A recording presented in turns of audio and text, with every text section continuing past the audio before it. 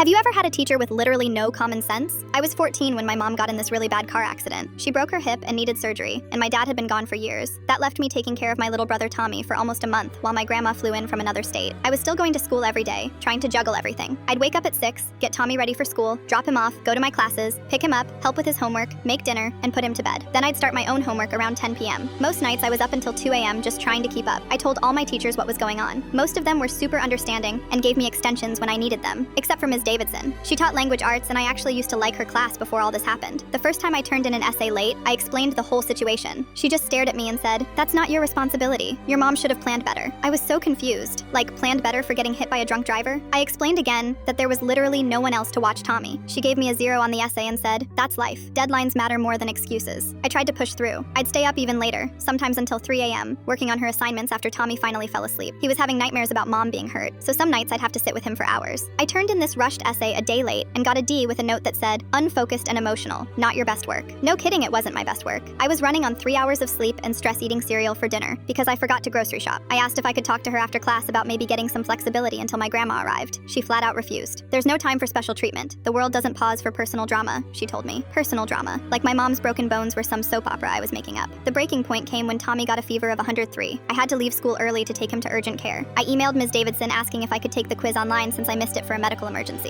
She replied back, "Not my job to work around your babysitting." Babysitting. My own brother. I completely lost it. I printed out that email and marched straight to the principal's office. I was crying and shaking and probably looked insane, but I didn't care anymore. Turns out other kids had been complaining about Ms. Davidson too. One kid with dyslexia said she told him to try harder instead of using learning disabilities as a crutch. Another girl missed class for her grandfather's funeral and got told that death is part of life and not an excuse for missing assignments. The principal's face got redder with each story I told. She asked for copies of all the emails Ms. Davidson had sent me. By the end of the week, they quietly moved me to Mr. Garcia's English class. Ms. Davidson kept her job, but suddenly the principal was sitting in on her classes every week doing observations. She also had to go to some sensitivity training, which honestly felt like a slap on the wrist, but Mr. Garcia was amazing. When I explained my situation, he immediately set up a plan where I could turn in assignments digitally and get extensions when needed. He even gave me his personal email in case emergencies came up. I ended up getting a B+ in his class, even with everything going on.